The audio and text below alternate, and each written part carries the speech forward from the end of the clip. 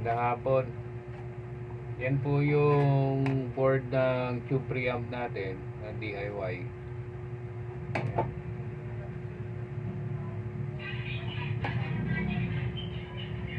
So, ginawa naman natin itong chassis para may opening tayo kung sakaling may hinangin tayo sa ilalim. Ganito ang paraan para magkaroon ng pwesto, butas. Siyempre tatapat niyo yung gano'n sa loob.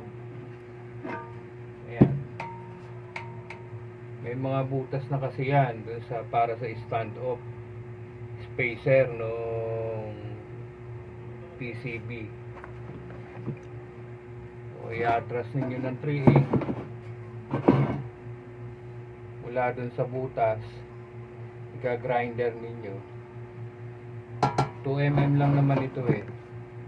Ngayon, pagka-grinder, hindi naman, wag yung sosobra, pangit tingnan. Kasi nga, kikikilin nyo pa yan, kikinisin ninyo para pantay yung pagkakabutas, wala din yung mga ribaba.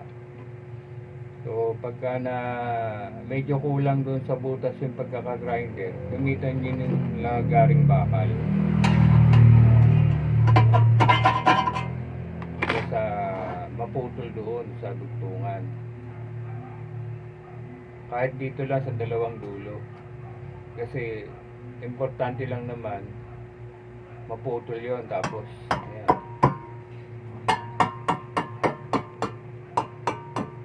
So, may opening na. Tanggalin nyo na lang yung hindi na kailangan.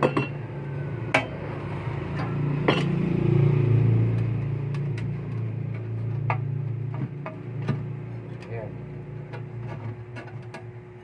So, itong part na to, opening nung ilalim ng PCB na pwede ninyo paghinangan. So, ito sa part na yan, nakatapat yung board. Ayan. So, kung makikita nyo, yan sa lugar na yan, may space naman yan eh. Ayan. May spasyo naman yan eh. So, mangyayari dyan, kung sakali,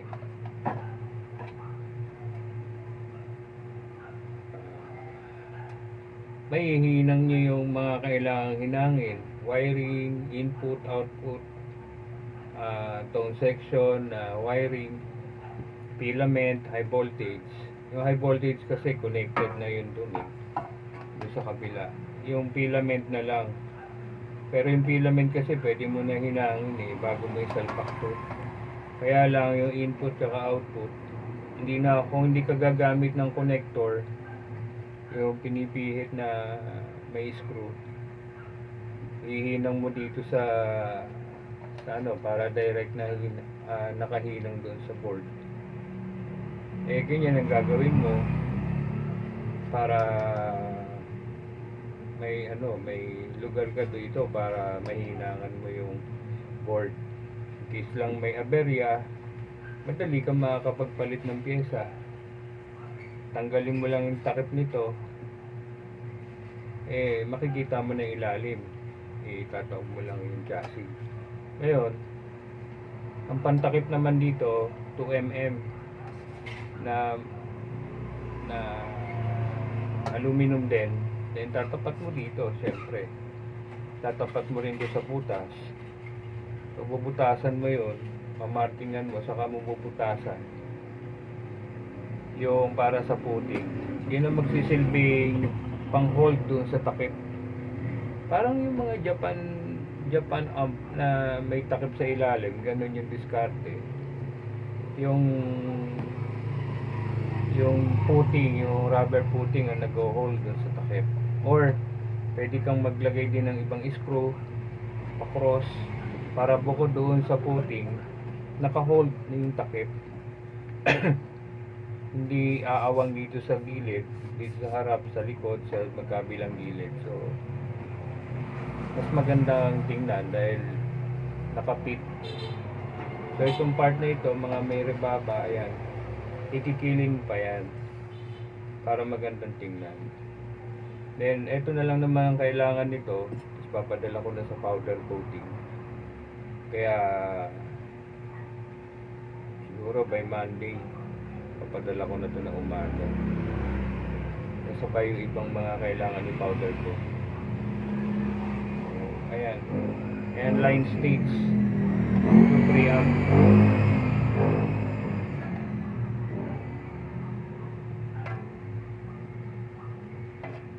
Supply ng filament, supply ng high voltage, may regulator siya, DTS 410. Pwede rin naman na horizontal type na transistor kung merong makukuha. Kahit 80 watts pwede, or kahit 60 watts pwede, kasi dalawang tube lang naman yung paggagamitan. Mataas na nga yung 60 watts eh. So available ko kasi is DTS 410, nasa 80 watt to 100 watt yun. Sa SP3 kasi 8 tube yung sinusuplayan ng high voltage. So dito okay na yan. Mababa rin naman yung supply ko, nasa 300 plus. So safe na ito. Mas okay nga yun, medyo malaki yung buffer ng transistor. So ayan na.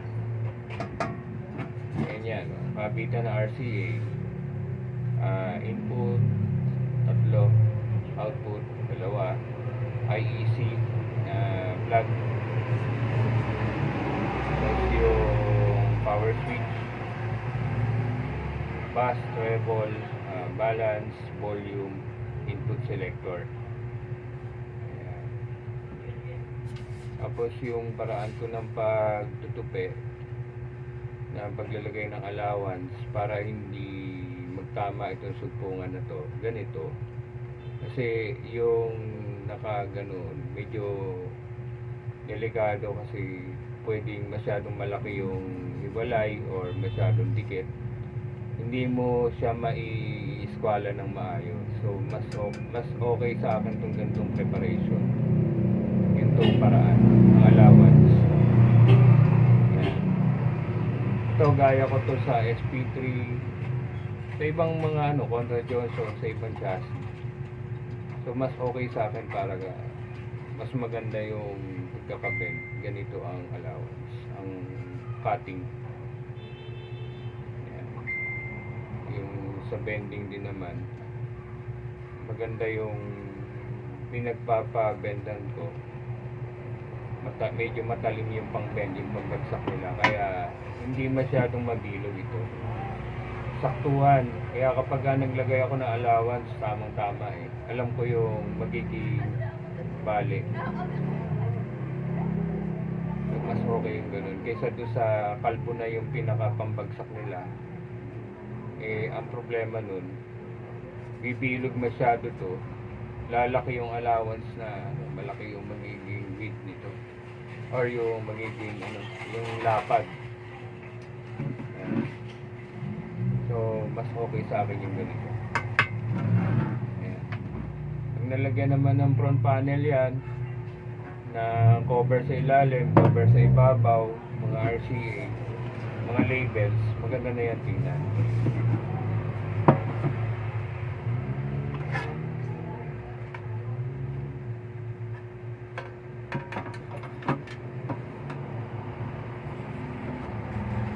Ayan yan.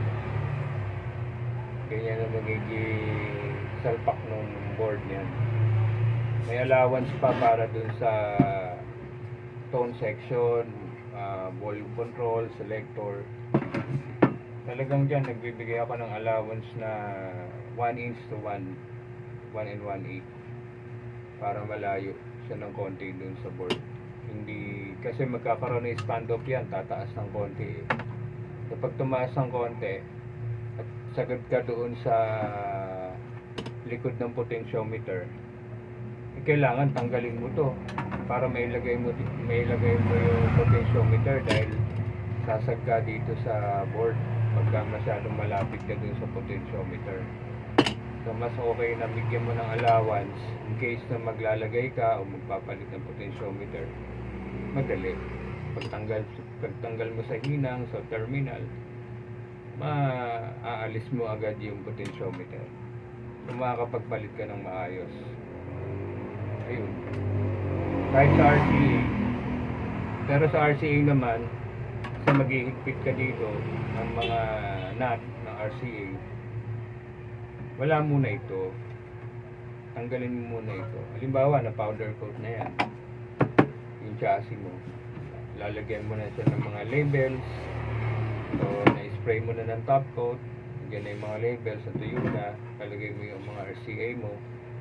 Siyempre, yung RCA kahit na dito papasok o dito papasok, maglalagay kayo ng nut. Pipihitin mo yung harap, pipihit may pangontra sa likod para may stop mo yung ano, mailagay mo na maayos yung RCA jack. So, mas okay na wala muna to. Hindi mo ng mga RCA jack ang mailagay. Then yung mga potentiometer bago mo ilagay ito. Tapos sunod yung wiring na. Mas madali. Mas madali yung para sa akin. So, itong butas na ito M3 na screw M3.